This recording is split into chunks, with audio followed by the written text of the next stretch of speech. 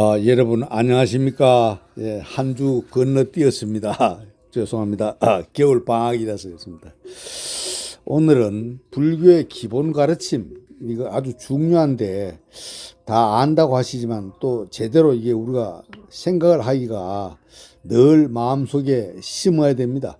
첫째가 재행무상이고, 두 번째가 재범무화, 그다음 세 번째가 열반적정입니다. 이 삼법인을 세 가지 법의 이치가 바로 진리의 실상입니다. 그런데 이 진리의 실상은 모든 게 인연입니다. 인연 연기되는데, 일체 모든 존재는 한순간의 정지도 없이 생멸 변화하고 영원히 변하지 않는 것은 없다, 이렇게 불교에서는 말하고 있습니다. 그렇게 해서 무상하면서 바뀌어 가지만 그 현상이 아무렇게나 행해지는 것은 결코 아닙니다. 이 진리 속에는 일정한 법칙이 있어서 그에 입각하여 모든 현상이 일어나고 멸합니다. 무상하다는 사실도 중요하지만 무상 속에는 상주하는 법칙이 존재합니다.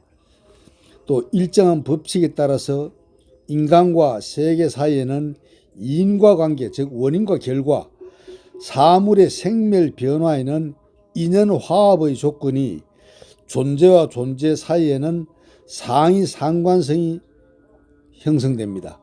현상은 무상하여 언제나 생멸 변화하지만 그것은 일정한 궤도 안에서 일정한 움직임을 하고 있습니다. 그 움직임의 법칙을 눈에 보이지 않지만 인연이라고 합니다. 인연, 인과 연, 인연. 이것을 인연생기, 인연으로 생긴다 해서 인연생기라고 그럽니다. 연기법은 불교의 중심 사상이며 동시에 우리 인생의 궁극적인 문제, 즉 죽음의 문제, 삶의 가치 등에 관한 문제가 자신이 무지에서 비롯된다고 설하고 있습니다. 이 연기법은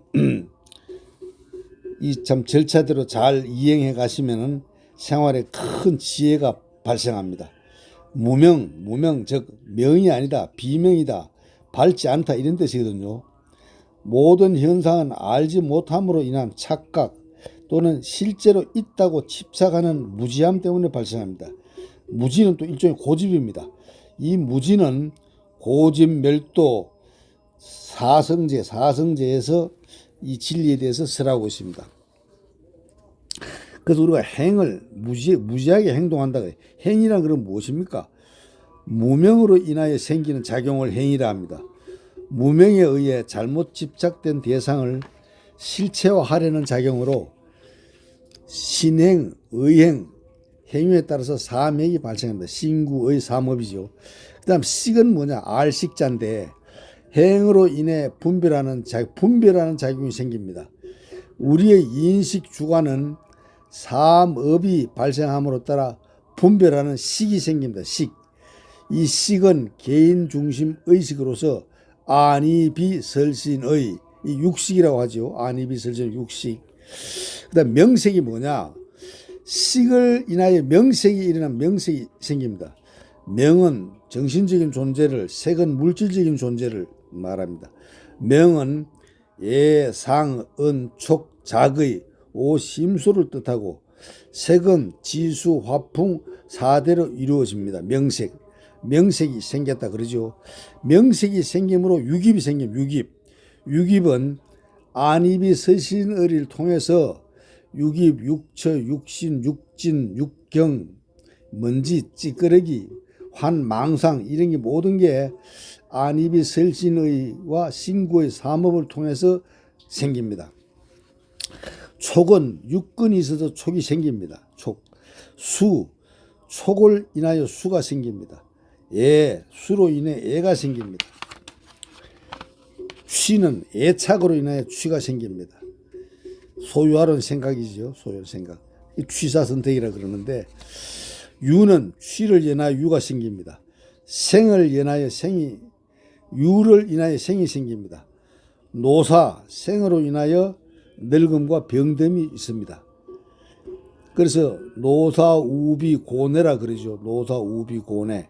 노사는 육신적인 거고 우비고뇌는 정신적인 변화를 얘기합니다.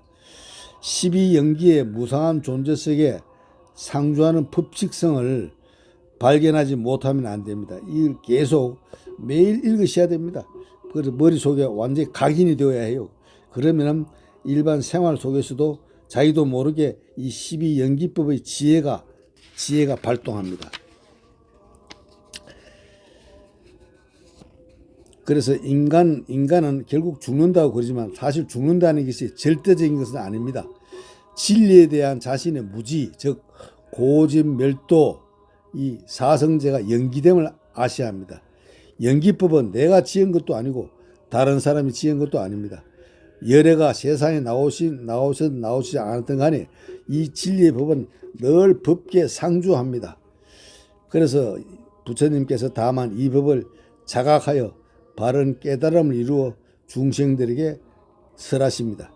이것이 있으면 저것이 있고 저것이 없으면 이것도 없다.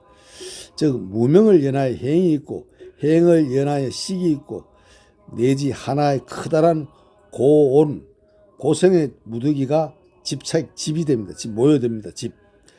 그래서 무명이 멸함으로써 행이 멸하고 행이 멸함으로 식이 멸하고 내지 하나의 커다란 고온 고통의 덩어리가 없어지게 됩니다.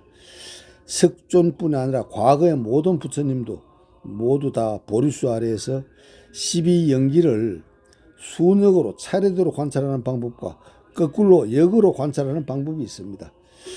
그래서 이렇게 관찰하다 보면은 인연법, 즉 인과 응보를 자연스럽게 알게 됩니다. 인과 응보란 단적으로 말해서 인간 생활은 무슨 씨를 뿌리든 결국은 그 씨의 결과를 거두어들입니다.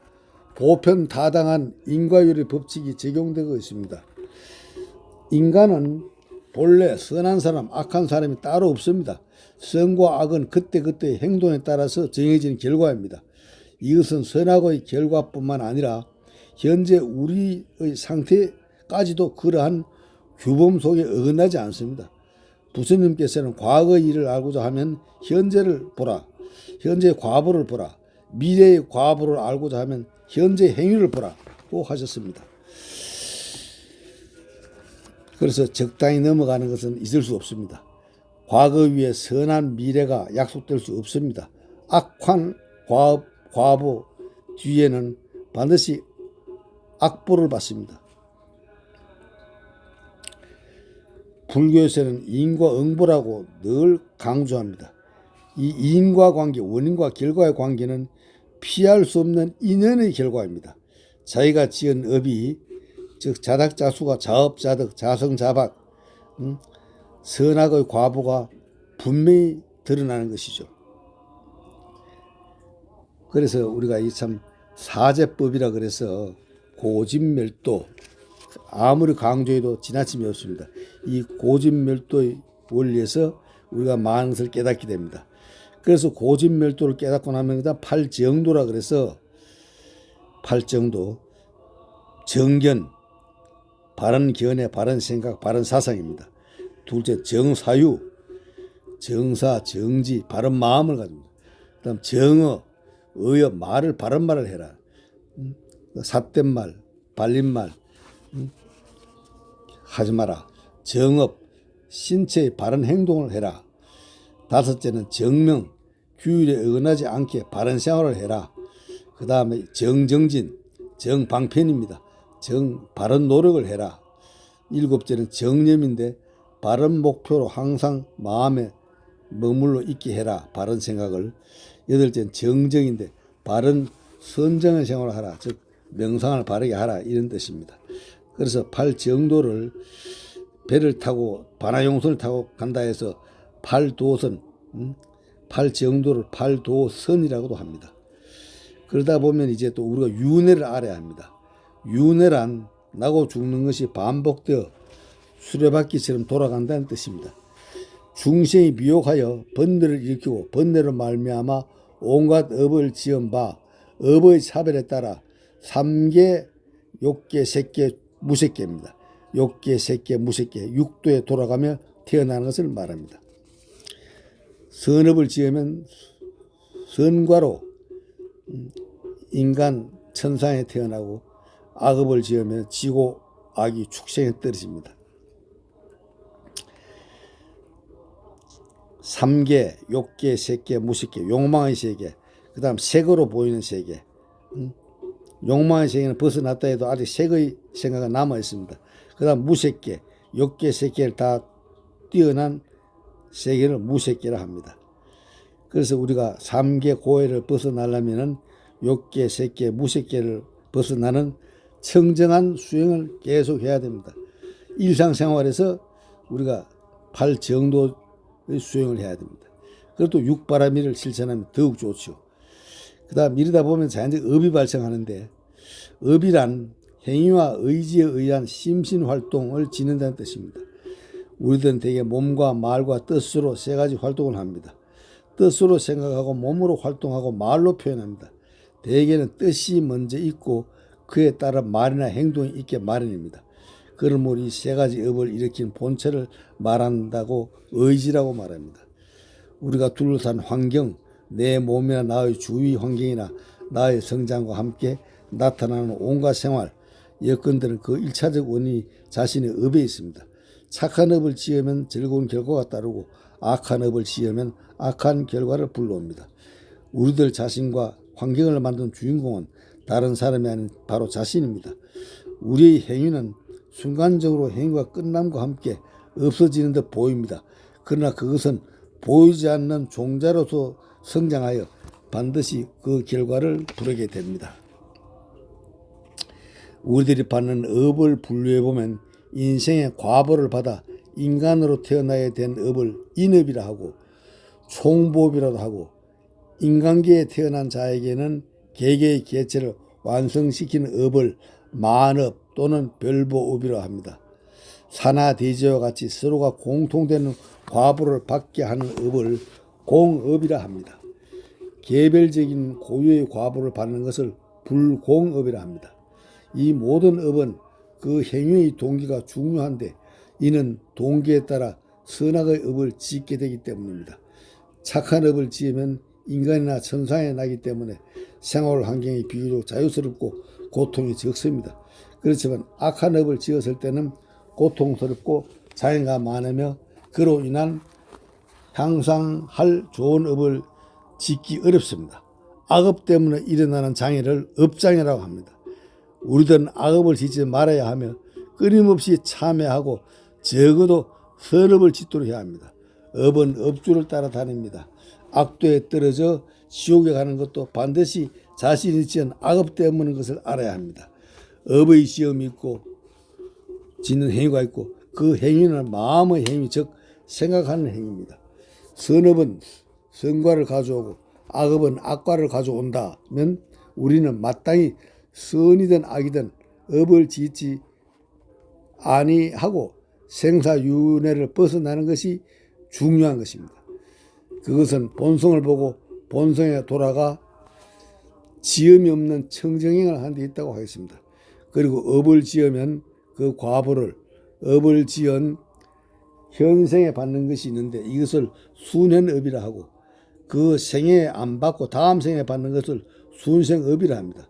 다음 생에는 받지 아니하고 세 번째 이후에 받게 되는 업을 순후업이라 합니다. 이와 같이 과업을 받을 시기가 정해진 업을 정업이라 하고, 과보를 받을 시기가 정해지지 않는 것을 부정업이라 합니다. 그러므로 금생에 지은 업의 과보를 받게 될 때까지는 끊임없이 성장하는 것이므로 우리들은 항상 마음을 닦고 밝은 자성을 깨닫도록 노력해야만 합니다. 자성을 깨달으면 비록 지은 업이 나타나더라도 깨달은 사람에게는 고통으로 작용하지 않습니다. 대단히 중요한 이야기입니다. 좀 무덤덤한 얘기지만 항상 우리는 이 12연기법을 마음속에 간직하시고 8정도를 생각하시고 바른 정진 수행으로 이 3계 고해 이 난세에서 잘 신구의 삼업을 다스리고 인간관계에서 승리하시기를 바른 축원 올립니다.